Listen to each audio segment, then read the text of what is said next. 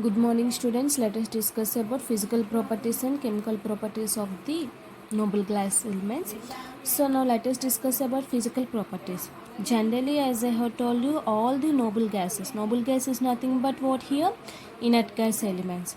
Okay. So all the noble gases are in this here. All the noble gases are monoatomic, we can say, means the noble gases will be forming only monoatomic structure. So they are colorless, we can say,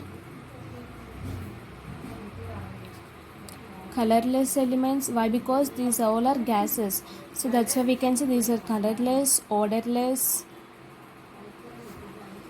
and tasteless elements, and also sparingly soluble in water, we can say.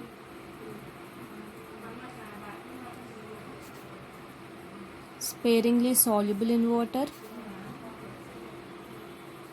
Okay.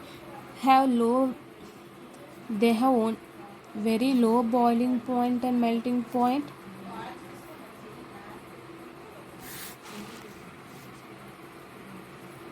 Because why they have low melting and boiling point? Because the only type of interatomic interactions is there in these elements due to weak dispersion forces. So why we are saying? Because the only type of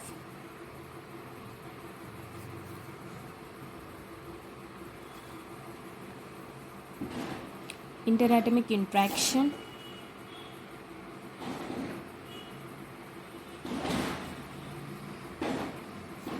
in these elements is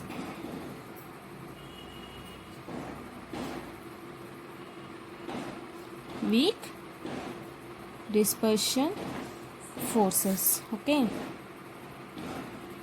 So what are the physical properties? These all are monoatomic, we can say. These are colorless, odorless, tasteless and sparingly soluble in water. They have low melting point and boiling point because the only type of interaction, interatomic interaction. Interatomic is nothing but same molecules we are taking in these elements is due to weak dispersion forces. Here helium is having very lowest boiling point, that is nearly 4.2 it is having. So here the property, the most commonly used laboratory materials such as rubber, glass, plastics. So means what here? It has an unusual property. What is that? The most commonly used laboratory is nothing but what here? The most commonly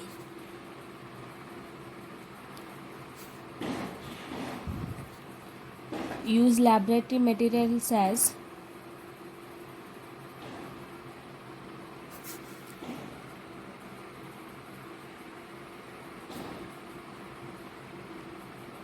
rubber,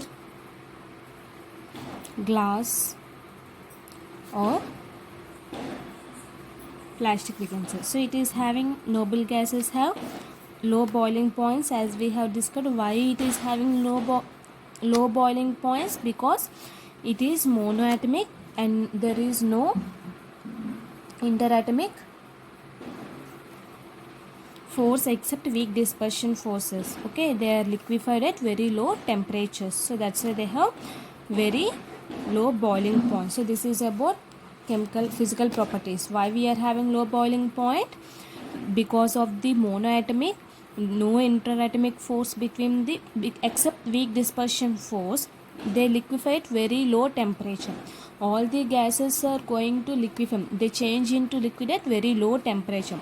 That's why they have very low boiling point. Now let us discuss about chemical properties.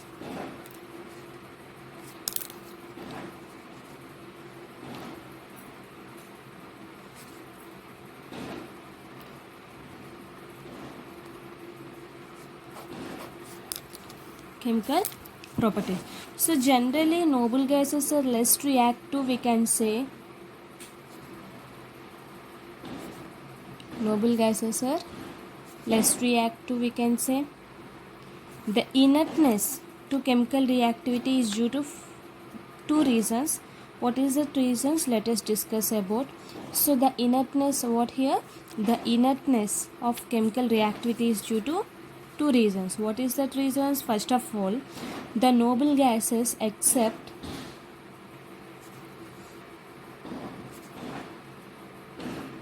helium, okay, 1s2 have except helium, remaining have what here? Completely filled valence shell,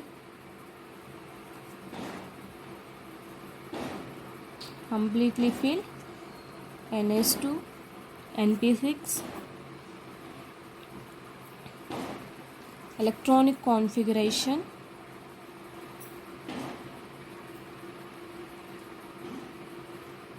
in their valence shell, we can say.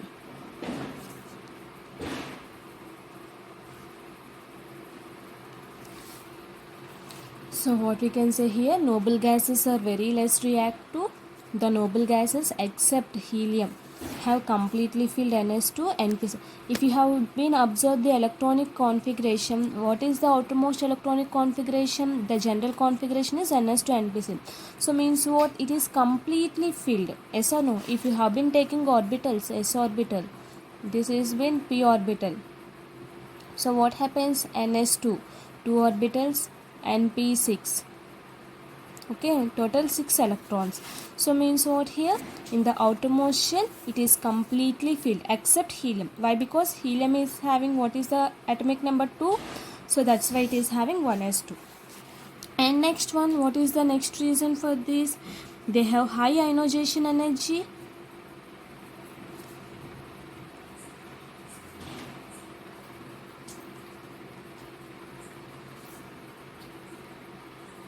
and high positive electron gain enthalpy, we can say.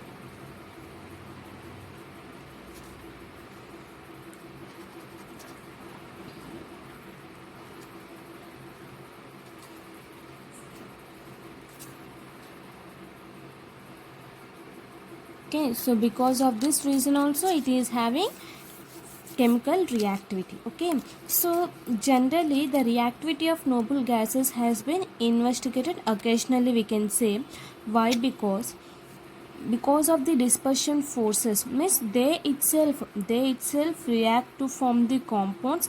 They were unsuccessful for few years. In March 1962, what happens means Neil Bartlett at University of British Columbia, he observed the reaction of a noble gas. First he prepared a red compound which is formed as O2 plus PtF6 minus, which was discovered by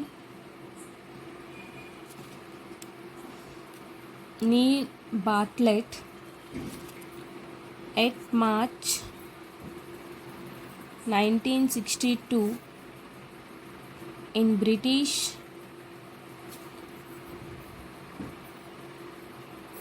Columbia University. Okay, so he observed the reaction of the gas. So he had found the first compound, that is O2 plus PtF6 minus. After that, what he had realized means, he realized that first ionization energy of oxygen was same with that of the xenon he has observed. So molecular oxygen, if you have taken molecular oxygen, what he has realized?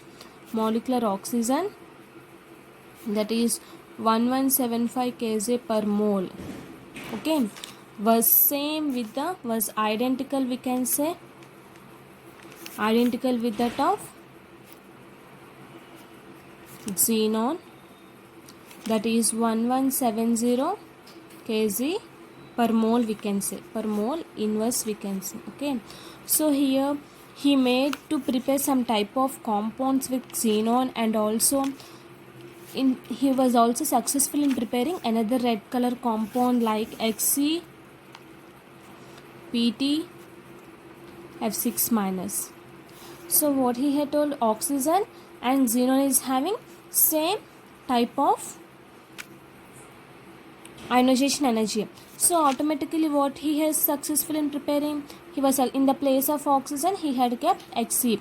Okay, so by mixing PtF6 and xenon. So after this discovery, what happens? A number of xenon compounds, mainly electronegative elements like fluorine, oxygen, have been prepared So the compounds of krypton are very less. Only the difluoride with krypton he has prepared only KrF2, studied in detail. So compounds of radon. Radon also he was identified with Rn F2 by radio tracer technique. So no true compounds of argon neon. With argon, neon, helium are not found till now. So this is about the general introduction. With xenon he had prepared with oxygen different types of compound, and also with F2 compounds he has prepared. Okay, so this is about what here. This is general introduction of these compounds. So now let us discuss about xenon compounds. What are the preparations and structures? Let us discuss.